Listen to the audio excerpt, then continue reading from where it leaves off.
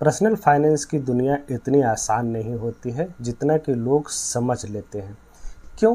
क्योंकि जब शुरुआत करते हैं ना, तो फिर उन्हें यह समझ में नहीं आता है कि शुरू कहाँ से करना है और किस तरह से उसे अगले स्टेप तक ले जाते हुए हमें वहाँ तक पहुँचना है जहाँ तक कि सही मायने में पर्सनल फाइनेंस में पहुँचा जाता है।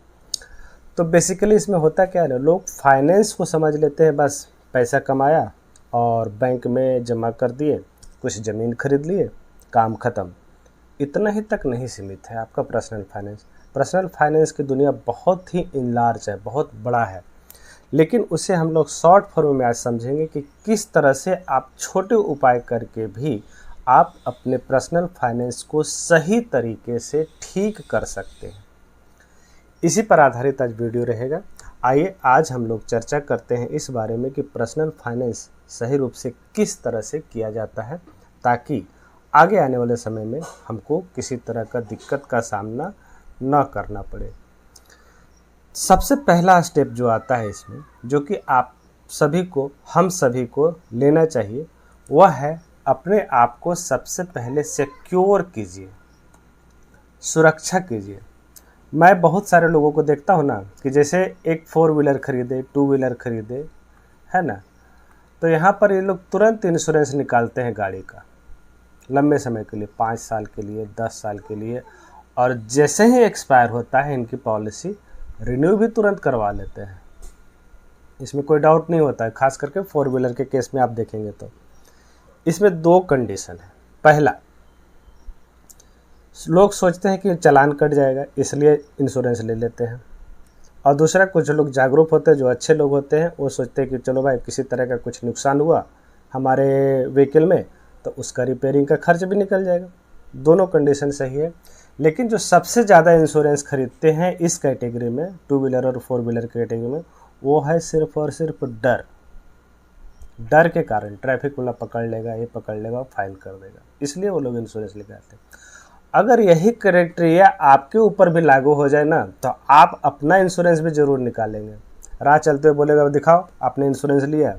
अगर इस तरह का पॉलिसी बन जाए तब आपको फिर इंश्योरेंस निकालना मजबूरी हो जाएगा। लेकिन इंश्योरेंस निकालना मजबूरी हो या न हो, यह बहुत ही ज़रूरी है आज के डेट में। तो इंश्योरेंस मुख्यतः 2 तरह से होते हैं। एक होता है जो लाइफ इंश्योरेंस होता है, और एक होता है हेल्थ इंश्योरेंस। एक लाइफ इंश्योरेंस, एक हेल्थ इंश्योरेंस, 2 तरह का इंश्योरेंस ही बस, और किसी तरह का इंश्योरेंस नहीं है, खास करके अपने लिए की बात किया जाए। लाइफ इंश्योरेंस में बात आती है तो इसमें भी 2 तरह का होता है। एक होता है प्योर इंश्योरेंस, जो कि लाइफ के लिए होता है, प्योर इंश्योरेंस, और दूसरा होता है मिक्स्ड। मिक्स्ड कहने का मतलब कि लाइफ इंश्योरेंस के साथ इन्वेस्टमेंट पॉलिसी भी रहेगा इसमें।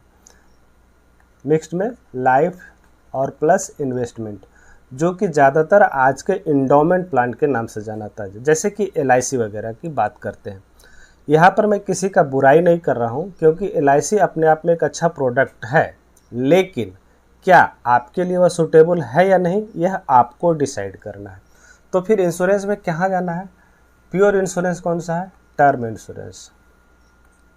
टर्म इंश्योरेंस सही में प्योर इंश्योरेंस है, इसमें आपको खर्च कम लगेगा। टर्म इंश्योरेंस में आपको खर्च कम लगेगा। मान लीजिए 1 करोड़ का प्रीमियम, 1 करोड़ का आप कवरेज लेते हैं 60 से 65 सालों के लिए। अगर आपका एज आज के डेट में 30 साल है, तो मोटा मोटी मान के चलिए कि 20,000 ईयरली आपको देना पड़ेगा इसके लिए। समझ गए ना? तो आप वैसा इंश्योरेंस लीजिए कि सही मायने में अगर आप इंश्योरेंस निकालें तो आपके परिवार को इन फ्यूचर काम आए। दूसरा क्राइटेरिया इसमें देखेंगे कि अगर इंश्योरेंस आप निकालते हैं, है ना, मान लिया 5 लाख 10 लाख का, इंडोमेंट प्लान की बात मैं कर रहा हूँ, तो वहाँ पर क्या होगा, आगे आने वाले 5-10 सालों में देखेंगे तो उस पैसे का वैल्यू एज इट इज़ लगभग आपको निगेटिव में दिखता हुआ चला जाएगा। क्यों? क्योंकि उस तरह का उसमें है ही नहीं प्लान, उतना रिटर्न देता ही नहीं है। इसलिए कोशिश कीजिए कि आप लाइफ इंश्योरेंस ले रहे हैं तो प्योर टर्म इंश्योरेंस लें। दूसरा इंश्योरेंस की बात आती है हेल्थ इंश्योरेंस। हेल्थ इंश्योरेंस की बात करेंगे तो यहाँ पर आप फैमिली फ्लोटर लीजिए, जिसमें कि पूरी तरह से फैमिली सिक्योर हो जाए, और साथ ही साथ वैसा इंश्योरेंस लीजिए कैशलेस लीजिए और कोशिश कीजिए कि उसके टर्म एंड कंडीशन को पढ़ करके किस तरह से क्लेम रिजेक्ट होता है, ताकि आप उन सभी सूचनाओं को जानकारी में रखते हुए उसके पॉलिसी को लें और उसमें जो ऐड ऑन है वो कुछ न कुछ ज़रूर ऐड करें। जैसे कि कॉटन वगैरह का जो ऐड ऑन होता है ना, वो आप ज़रूर ऐड करें। वो हॉस्पिटलाइजेशन के समय में आपको ज़्यादा बेनिफिट आपको देखते हुए मिलेगा। और कोशिश कीजिए इसमें जो है अच्छे कंपनी का आप रीजनल में सर्च कीजिए, आपके रीजन में जो भी है अच्छे कंपनी का वो है, किसी के बोलने पर आप मत ले लीजिए। तो इस बात का ध्यान में रखिए। लेकिन आपको इंश्योरेंस लेना है, पहला टर्म इंश्योरेंस और दूसरा हेल्थ इंश्योरेंस। बस यही 2 इंश्योरेंस लीजिए, आपकी लाइफ पूरी तरह से सिक्योर हो जाएगी। आइए आगे चलते हैं। अब तो यहाँ हो गया, सिक्योर हो गया अपने आप। अब एक इमरजेंसी फंड बनाना है। इमरजेंसी फंड किस लिए भाई? मैंने तो इंश्योरेंस ले लिया, हेल्थ इंश्योरेंस भी ले लिया। इमरजेंसी फंड वैसे कंडीशन में हेल्थ इंश्योरेंस ले लिया, अब सही बात है, लेकिन मान लीजिए किसी कारणवश आपको ज़रूरत पड़ती है हॉस्पिटलाइजेशन के समय में, तुरंत पैसा मान लीजिए किसी के कारण से कंपनी वाला कैशलेस हॉस्पिटल नहीं है वहाँ पर, तो भाई आपको पेमेंट करना ही पड़ेगा ना, बाद में आप रिइंबर्स करेंगे, है ना। तो यहाँ पर आपको एक इमरजेंसी फंड बनाना है। इमरजेंसी फंड किस तरह से बनाएंगे? इसका 2 तरीका है, एफडी और आरडी। आप अपने बैंक में जब खुलवाते हैं तो एफडी का नाम जरूर सुने होंगे, आरडी का रिकरिंग डिपॉजिट का नाम जरूर सुने होंगे। यहाँ पर आप 1000 रुपया 500 रुपया पर मंथ जमा कर सकते हैं रिकरिंग डिपॉजिट में। अगर आपके पास एक मुश्त पैसा है तो आप एफडी करवा करके छोड़ सकते हैं। वहाँ पर आपको जो है धीरे धीरे समय में एक अच्छा खासा रकम इकट्ठा हो जाएगी और साथ ही साथ आप इसे जब भी चाहे लिक्विडेट कर सकते हैं। बहुत ईजी प्रोसेस है, लेकिन कहीं कहीं तो ऑनलाइन होता है। मान लीजिए आप ऑनलाइन यूज करते हैं तो ऑफलाइन जाके बैंक में ही प्रोसेस कर सकते हैं। कंडीशन ये होता है एफडी और आरडी में ये टैक्सेबल हो जाता है, टैक्स काट करके आपको जो है आपके अकाउंट में क्रेडिट होगा। भले आप उसे रिडीम करें या ना करें, टैक्सेबल हर 1 साल होगा। वहीं अगर लिक्विड फंड में आप इन्वेस्ट करते हैं, म्यूचुअल फंड के लिक्विड फंड प्लान में, तो यहाँ पर क्या होगा, आपको निकालने में ये पूरी तरह से ऑनलाइन प्रोसेस है। आपको निकालने में किसी तरह का दुविधा नहीं होगा। 50,000 तक का अमाउंट विद इन सेकेंड 3 से 5 सेकेंड के अंदर में आपके अकाउंट में क्रेडिट कर दिया जाएगा। अगर उससे ज़्यादा अगर अमाउंट आप निकालते हैं तो नेक्स्ट वर्किंग डे 1 दिन का समय लगता है। वहाँ पर आपको अमाउंट जितना चाहे आपके जो अकाउंट में है वह आपको निकाल करके दे दिया जाएगा। तो रही बात भाई यहाँ पर इतना मतलब लिक्विड फंड क्यों अच्छा है, दोनों का देखेंगे स्ट्रक्चर ने तो दोनों का लगभग सेम है। इस पर भी लगभग आपको 5 से 7% का रिटर्न मिलेगा, यहाँ पर भी 5 से 7% का रिटर्न मिलेगा। तो इसके लिए कौन सा बेस्ट फंड रहेगा लिक्विड फंड के लिए, आइए देखते हैं। जो मैं अभी तक यूज कर रहा हूँ वह है रिलायंस का सिंपली सेव लिक्विड फंड। यहाँ पर आप इन्वेस्ट कर सकते हैं। रिलायंस का जो सिंपली सेव लिक्विड फंड है कुछ इस तरह से ऐप उसका दिखता है, सिंपली सेव। इसमें आप गूगल प्ले से डाउनलोड करके वहाँ पर आप रजिस्टर्ड कर सकते हैं। रजिस्टर्ड करने के बाद फिर आप उसे कहीं भी आप इस्तेमाल कर सकते हैं, खास करके वैसे जगहों में जहाँ पर कि आपके पास अगर पैसे नहीं हैं, आपके फंड में लिक्विड फंड में पड़ा हुआ है, तो फिर आप वहाँ से ईजी वे में निकाल सकते हैं। प्रोसेस बहुत आसान है। आप इसे चाहे तो यूपीआई के थ्रू पेमेंट कर सकते हैं, नेट बैंकिंग के थ्रू पर पेमेंट कर सकते हैं। पहले तो इसमें एटीएम कार्ड के थ्रू पेमेंट होता था, लेकिन फ़िलहाल वो अभी बंद है। एटीएम कार्ड के थ्रू पेमेंट अभी बंद किया गया है। तो यूपीआई मोड बेहतर है, आप कर सकते हैं। नेट बैंकिंग यूज कर सकते हैं तो वहाँ से कर सकते हैं। आपको इसमें मोटा मोटी मान के चलिए 5 से 7 दिन का लॉकिंग पीरियड है। उसके बाद यह फंड जो होता है अनलॉक हो जाता है, आप निकालने के लिए स्वतंत्र है। बहुत ही मामूली चार्ज किया जाता है इसमें।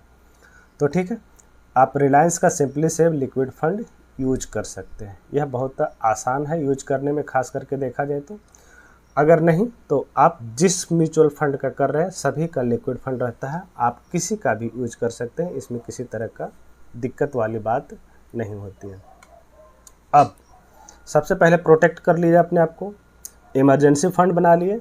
तीसरा स्टेप आता है सेविंग और इन्वेस्टिंग। दोनों में अंतर है भैया, सेविंग और इन्वेस्टिंग में दोनों अंतर है। कुछ लोग जो है अकाउंट में सैलरी आती है, मान लीजिए मोटा मोटी अगर जॉब करते हैं तो मान लीजिए 50,000 की सैलरी आपके अकाउंट में आ गई। इस 50,000 को लोग जो है सबसे पहले क्या करते हैं, घर खर्च में जो ईएमआई वगैरह जाता है उसमें यूज करते हैं। अधिकांशतः यही देखा जाता है। मान लीजिए आपको 30,000 का खर्च है घर में, वो तो नेसेसरी है। उसके अलावा 20,000 का 10,000 का कहीं ईएमआई चल रहा है तो वहाँ जाना भी कंपलसरी है, टोटल 40,000। 10,000 बचा, उसे आप जो है कहीं न कहीं खर्च कर देते हैं, इसलिए घूमने फिरने इधर उधर कुछ एक्स्ट्रा सामान आप खरीद लिए, वहाँ पर मिला जुला के 10,000 खर्च हो गया।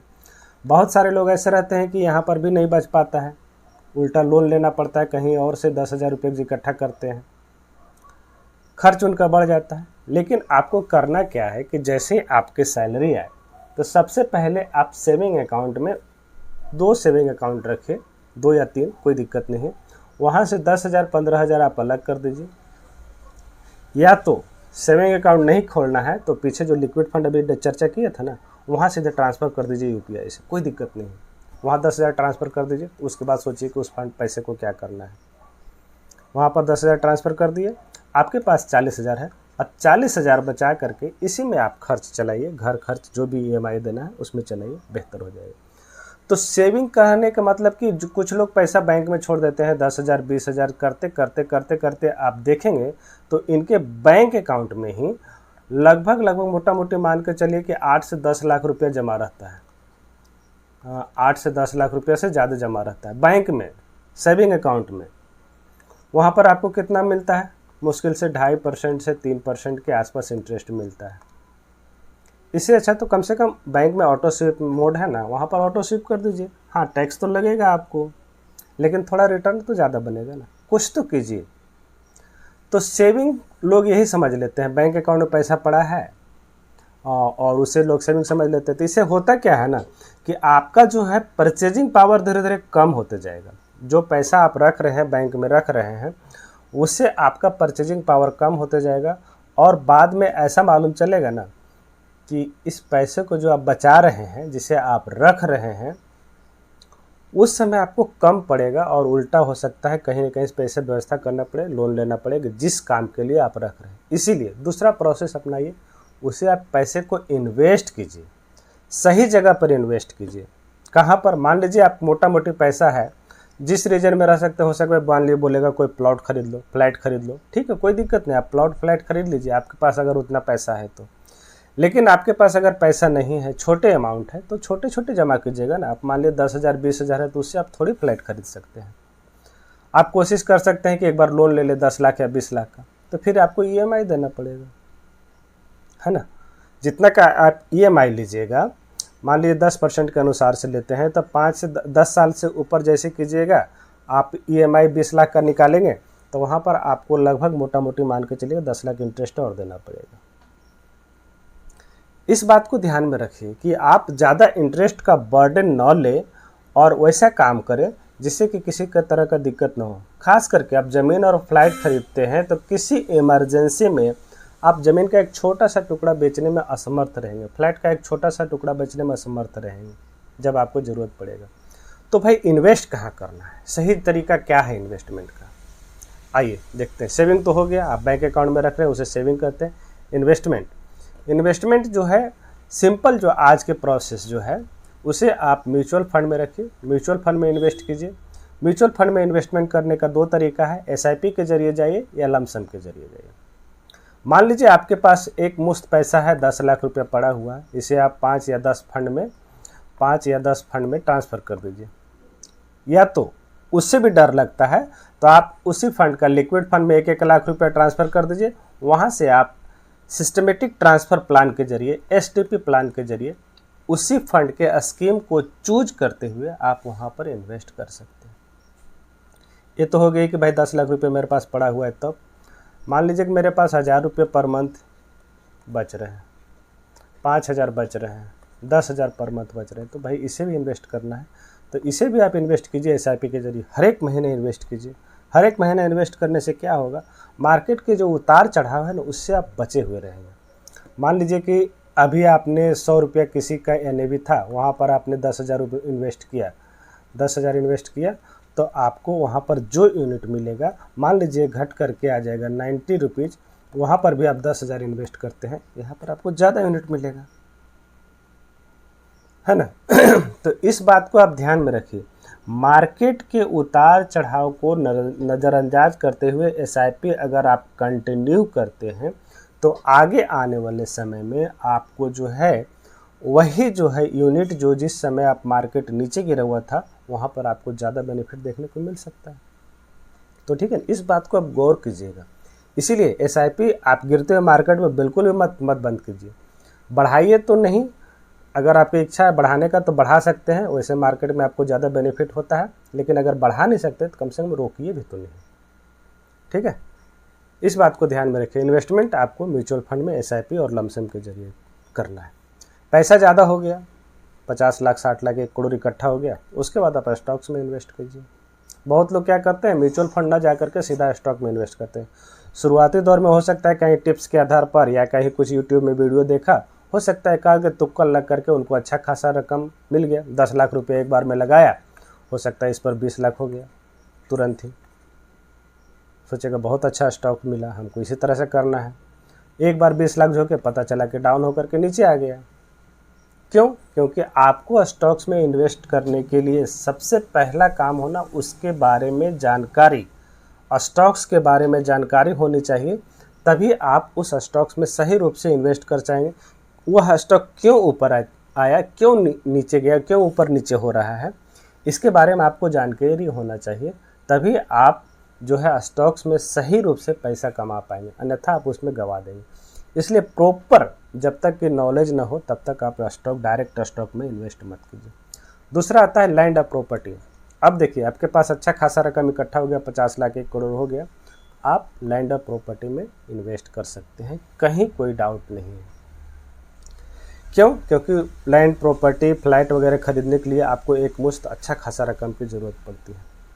इसलिए कोशिश कीजिए कि शुरुआत करने के लिए सबसे छोटे अगर रकम से शुरुआत करते हैं तो वहाँ पर आप कोशिश कीजिए कि कम से कम एसआईपी मोड में आप शुरू करके आप वहाँ पर इन्वेस्टमेंट चालू करें।